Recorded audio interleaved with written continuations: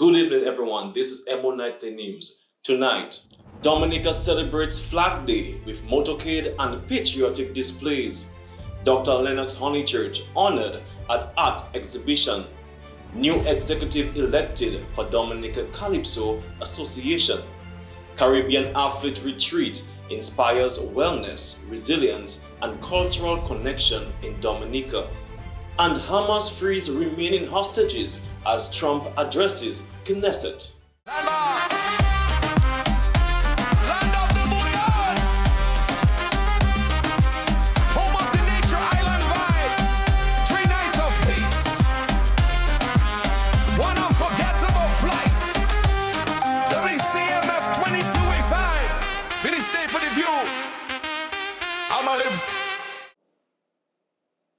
Welcome back, everyone. Thank you for staying tuned to EmoNews this evening. I'm your presenter, Rick Francis, and this is a news broadcast for the 13th of October, 2025.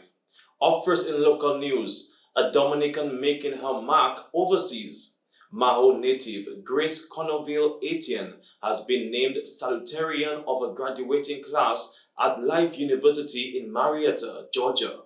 Coville Etienne earned a Bachelor of Science in Psychology, achieving her goal of completing her studies debt-free through hard work and faith. She credits her success to God's guidance and the support of her family, mentors, and friends.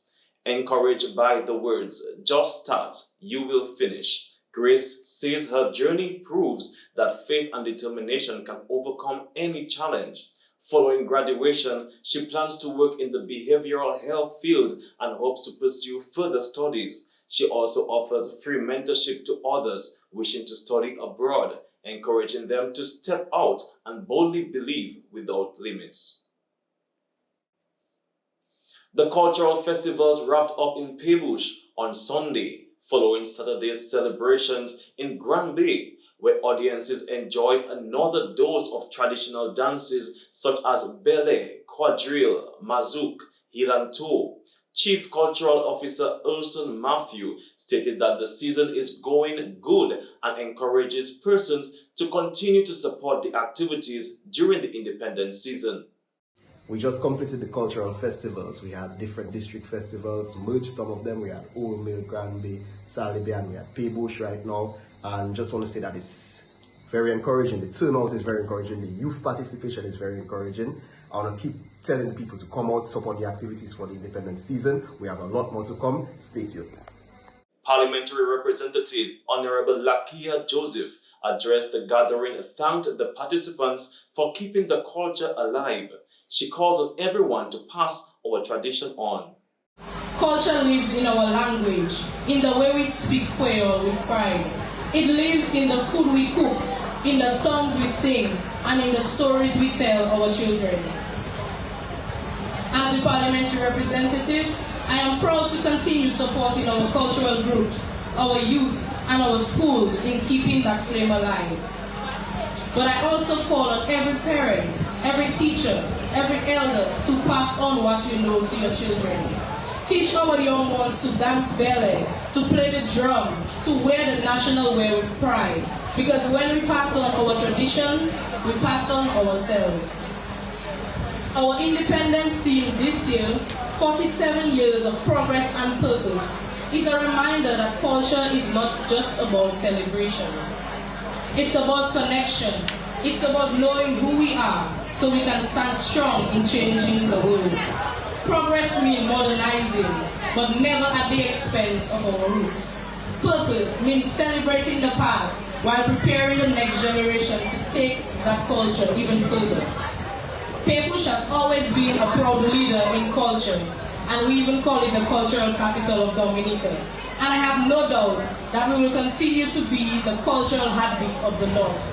Together, we will ensure that the music never stops, the stories never fade, and the dance continue from generation to generation. She was also spotted joining in on the fun, dancing the flirtation with the Pebush dance group. Let's take a look at some highlights from this weekend's vibrant cultural festivities.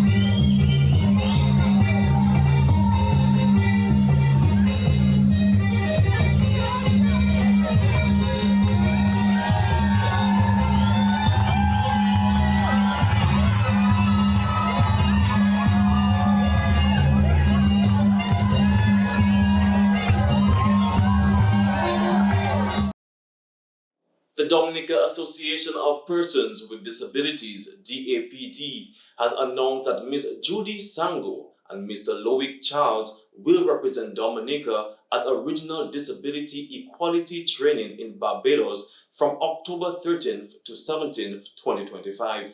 Hosted by the Commonwealth Disabled People's Forum, the event will train young leaders with disabilities to become disability equality trainers across the region. Both Sango, the president of DAPD, and Charles, the assistant secretary treasurer, are recognized for their dedication to disability advocacy and leadership. DAPD congratulates the pair and wishes them success as they continue to champion inclusion and empowerment for persons with disabilities. Ms. Sango expressed her excitement on being chosen. Let's listen.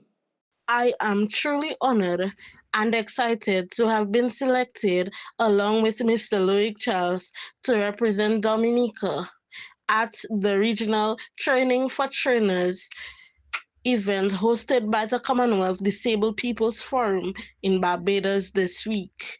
This opportunity means a great deal to me, not only as the president of the Dominica Association of Persons with Disabilities, DAPD, but also as a young advocate committed to promoting inclusion, equality, and empowerment for persons with disabilities.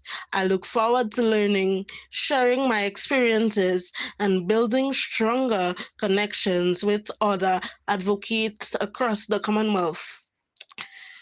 Together with Mr. Loic Charles, I believe that we will gain the tools needed to further strengthen our work in Dominica and beyond. I am deeply grateful for this opportunity, and I am proud to represent my island, and I promise to make the most out of this experience. The Dominica Calypso Association has elected a new executive following elections held on Saturday. According to former treasurer Narine Murphy, here are the official results of the vote. So guys, I can report that the elections of the Dominica Calypso Association has been concluded, and we saw the election of 8 members. Approximately 40 Calypsonians casted their votes, and the 8 members who will join Joey Lloyd are as follows. Daddy Chess, 34 votes. Caressa, 31 votes. Peter Leta, 30 votes. Bingo, 30 votes. Oracle, 30 votes. Royet, 27 votes. Tronada, 23 votes. And Mystery, 18 votes. The Calypso season is just about under 3 months away from the very first show, the elimination, and we look forward to the 2026 season. We take the opportunity to wish the current executive the very, very best as they prepare for the 2026 season. It's not really easy, but we will give the full support where we can and where requested. So that's the results for today. Election at the Dominica Calypso House. 8 new members will join Explosion to form the 9-member executive. 7 men, 2 women. Alright? Kaiso. Kaiso.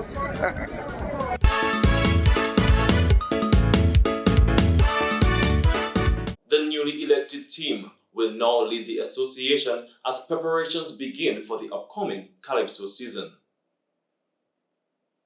Dominica today celebrated Flag Day, a proud highlight of the island's independence and National Emblems Week. The Flag Day motorcade, organized by the Cultural Division, made its way from the north to the northeast of the island, with schools proudly displaying the national flag along the route. According to the Chief Cultural Officer, the event serves to promote appreciation for our national emblem and to encourage patriotism among citizens. Dominica's flag, designed by the late Dr. Alwyn Bodie and officially unveiled in 1978, features the Cicero parrot and 10 lime green stars representing the island parishes. Let's take a look at some of Flag Day highlights.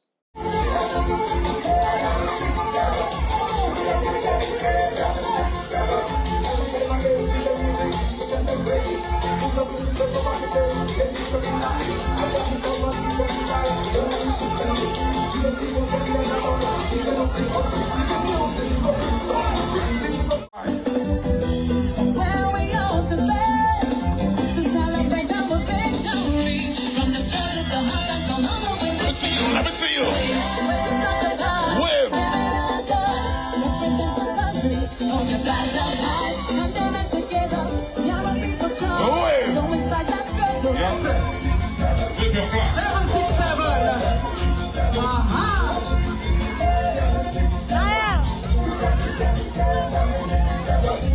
You're looking good, boy. That is it. Let me go. The Caribbean inaugural athlete retreat was a resounding success, held from October 3rd to 5th along the scenic northern cliffs of Calypso, Dominica. Hosted by Pelago Trips in partnership with Discover Dominica Authority, Dominica State College, the University of the Virgin Islands, and other regional partners, the retreat brought together student athletes, sports leaders, and wellness advocates from across the Caribbean. Under the theme, Embracing the Comeback, the Mindset of a Champion, participants enjoyed sunrise Pilates and prayer, athlete talk mentorship sessions, and a private Dominican Wato cultural experience celebrating tradition, resilience, and unity. Guided by Olympic medalist Thea Lafont-Gatson and featuring a keynote by Miss Rosanne Farrington, the retreat highlighted the Caribbean's commitment to wellness, culture, and regional collaboration. Here are some highlights of the Wato experience captured by Webster Marie. Wato vibes. What is this event about? Well, the event is cooking by the river, a big river line. All right. So your biggest river line. Are we? Nice. Are we doing this Wato for? The inaugural sports retreat featuring Thea Lafont. Great stuff. And it's been hosted by Chelsea. Nice vibes. From Pelago. Great vibes. Black crab man. Black. Thanks to Wato and thanks to Web and the Tourism Department of Calypso, we were able to have a successful cultural immersion day for our first inaugural athlete retreats in Calypso. Nice. Which is going to be the first of many more, Web. Many more. Many more. Many so more. we're just enjoying the food, enjoying the culture, Oh, yeah. enjoying the vibe, and we're ready for Creole season. Also in local news, the long-awaited Paradise of Colors and Expression art exhibition officially opened on Friday to an enthusiastic crowd. The exhibition, a collaboration between the Whitey Kubuli Artists Association and Prevo Cinema, marks the second edition of this vibrant showcase. Manager of Prevo Cinema, Vanessa Prevo, shared her thoughts on the event. To be a real and enjoyable Dominican experience. To do this, the Prevo Cinema, along with its restaurants, shops, and the cinema, have regularly hosted cultural performances by our cultural partners, our folk drummers and dancers, like the Wana Jinping Band and our Kalinago cultural groups, and steel pan groups, among many others. Shelly and Signal Band, our brand ambassadors, and Hysteria Carnival has been hosted in the Prevo Cinema for the past 10 years. And now the Paradise of Colors and Expressions art exhibition. The Dominican experience is our culture, and we are proud to support and promote our culture, both traditional and modern, in all its aspects, through our plants, our food, our art, our music, our dance, and our carnival. Like the NDFD's Creole in the Street and the TV Lash Creole, the Paradise of Colors and Expressions arts exhibition being presented by WA. A highlight of this year's exhibition was the honoring of Dominican icon Dr. Lennox Honeychurch, historian, politician, and author, recognized for his significant contributions to Dominica. The citation read by Mrs. Joan Prevo celebrated his achievements. His book, The Dominica Story, was the first history of the island. Dr. Honeychurch is best known to generations of students as the author of the secondary school textbook series, The Caribbean People. He won the Chevening and Commonwealth scholarships to Oxford University, where he read anthropology and museum studies to the master's and doctoral levels. He has an academic lecturing.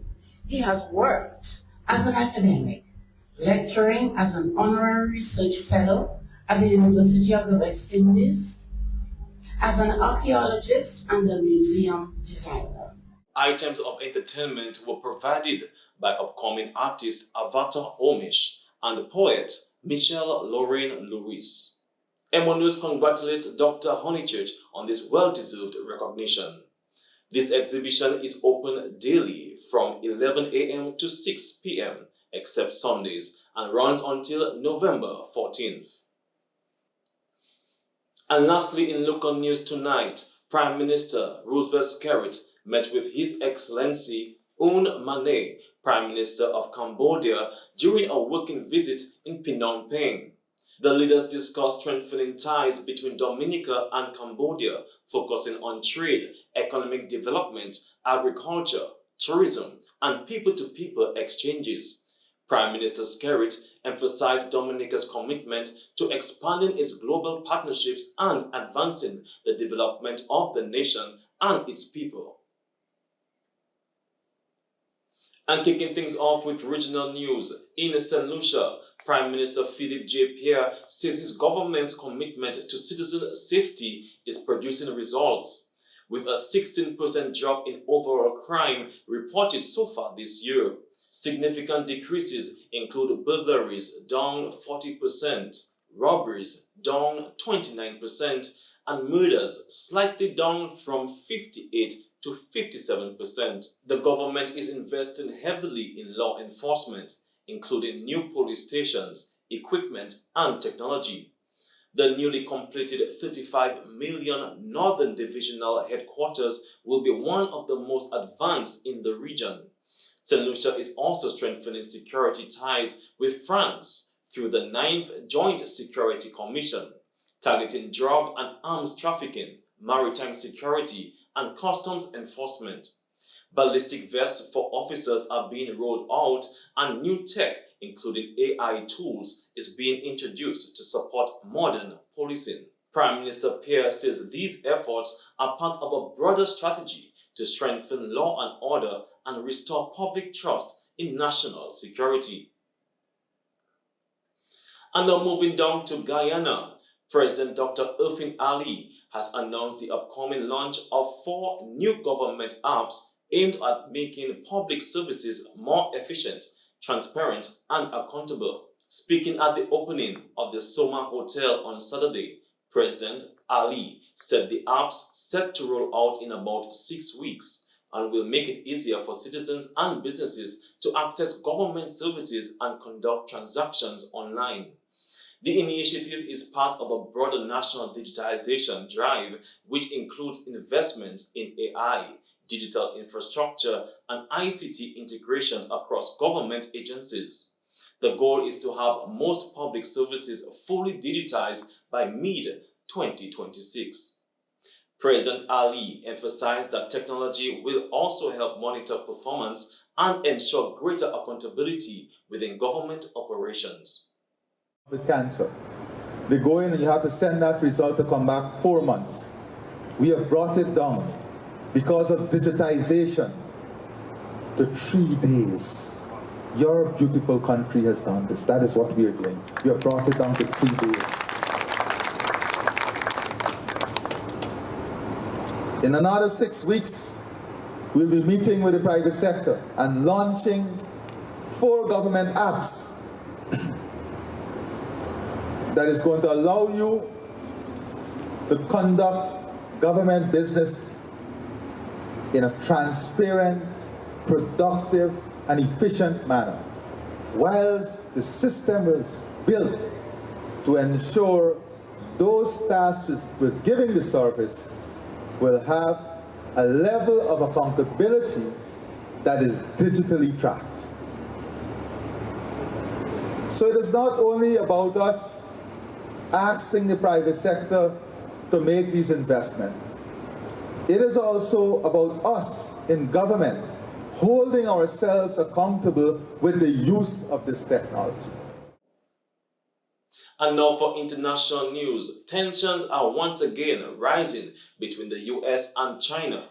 China has slammed President Donald Trump's latest threat to impose a 100% tariff on Chinese goods, calling it a clear example of US double standards. A spokesperson from China's Commerce Ministry warned of possible countermeasures and stated that Beijing is not afraid of a trade war. The remarks followed Trump's criticism of China's recent decision to tighten exports of rare earth materials, key components in high-tech products. He accused China of becoming very hostile and even suggested he might cancel an upcoming meeting with President Xi Jinping. Markets reacted sharply, with the S&P 500 falling 2.7%, its steepest drop since April, reigniting fears of a renewed trade war. China defended its export controls as necessary for national security and accused the US of abusing exports law for years. Whether the planned meeting between Trump and Xi will still take place later this month remains uncertain. Hamas has released the 20 remaining Israeli hostages in Gaza. US President Donald Trump addressed the Knesset, marking a major step in his bid to end the two-year war. This is the historic dawn of a new Middle East. This will be the moment that everything began to change, Trump said in an hour-long address. Israel confirmed that 7 hostages were freed Monday morning, followed by the remaining 13 later in the day. The exchange includes about 2,000 Palestinian prisoners and the return of 28 bodies of deceased hostages. The deal is part of the first phase of Trump's peace plan, a key move toward ending a conflict that began with Hamas's October 7, 2023 attack, which has since claimed tens of thousands of lives. While the release signals progress, both sides have yet to agree on the second phase aimed on securing a permanent ceasefire. At least 42 people, including 7 children, died when a bus plunged off a mountain road in South Africa's Limpopo province Sunday night. The passengers, mostly from Zimbabwe and Malawi, were headed home when the crash occurred along the N1 highway. At least 38 survived and the search continues. President Cyril Ramaphosa called it a tragedy for South Africa and its neighbors, highlighting the timing during Transport Month.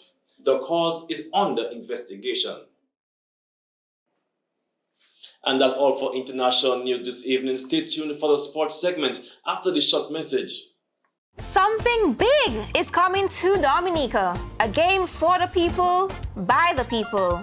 Are you ready to match 5?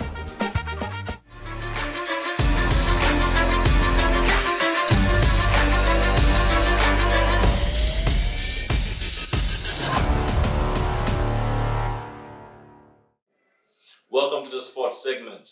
In the second test against India, the West Indies showed a strong resistance on day 4. John Campbell scored his first test century, while Shea Hope remained unbeaten on 92 at lunch, guiding the visitors to 252 for 3. Campbell and Hope shared a vital 177-run stand for the 3rd wicket, frustrating India's bowlers on a slow, spin-friendly pitch. Although Campbell was dismissed after receiving his turn, Roston Chase joined Hope and the pair added an unbroken 40-run partnership before the break. With just 18 runs needed to avoid a follow-on, the match remains finely balanced as West Indies fight to stay in the contest.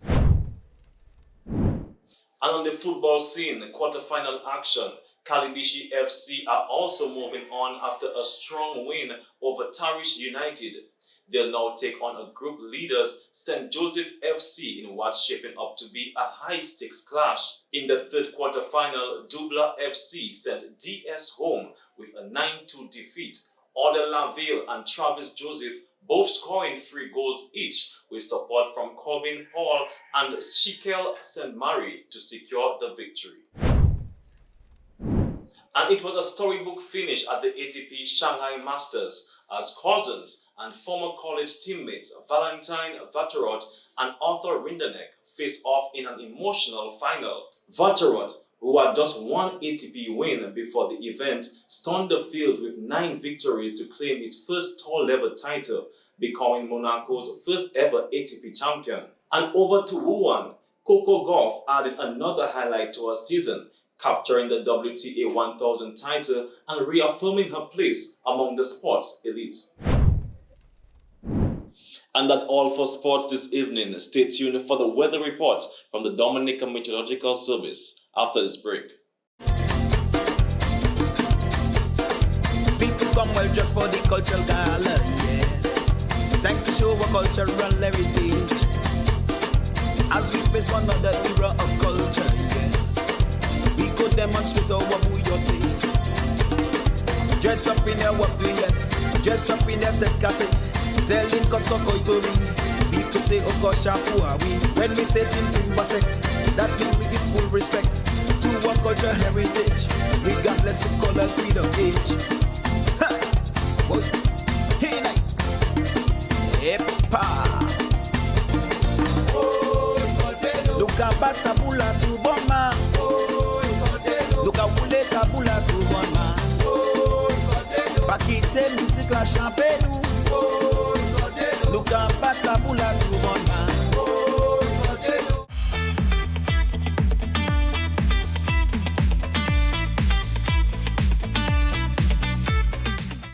Good day to you. This is the weather broadcast from the main studio at GMIT for today, October 13th, 2025.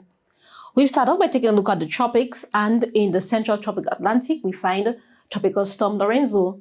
Lorenzo formed this morning at 5 a.m. and at 11 a.m., the center of the system was located near 14.8 degrees north, 41.2 degrees west. Lorenzo is moving towards the northwest near 16 miles per hour, and maximum sustained winds are near 50 miles per hour. Based on the forecast track, Lorenzo is expected to continue moving towards the northwest over the next 24 hours, and then shifting to a more northerly motion sometime tomorrow, and then swinging towards the northeast across the central Atlantic. Therefore, Lorenzo is not expected to become a direct threat to us here in the Lesser Antilles. Moving on now to today's satellite imagery. Here in the central Atlantic, we find this elongated cloud mass associated with Tropical Storm Lorenzo. And as we move westward, near 48 degrees west, we find the axis of a surface to level trough, which is expected to affect Dominica later tonight and into tomorrow. And across the Lesser Antilles today, we find quite a bit of moisture.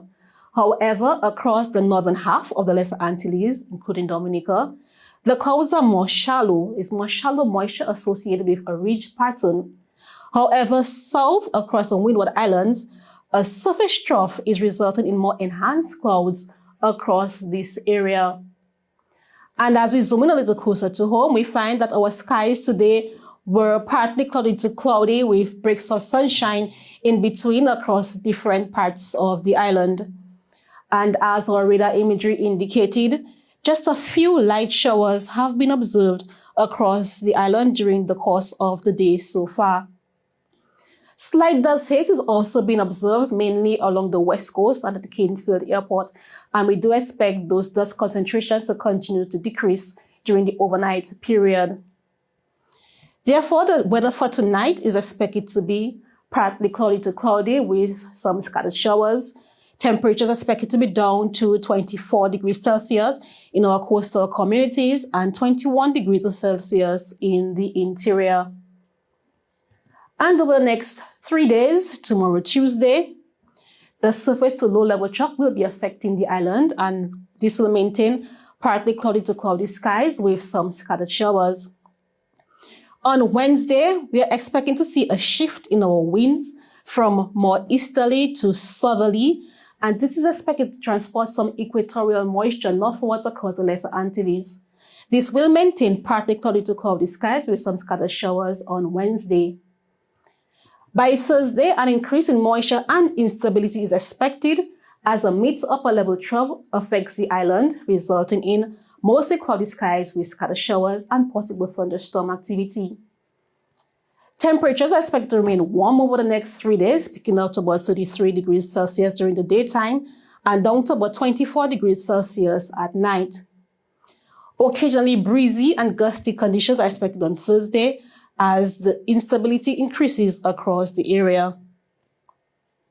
Today in our coastal waters, our waves of the East Coast are peaking to about 5 feet, and this is expected to be maintained into Wednesday, with a slight increase in wave heights to about 7 feet on Thursday.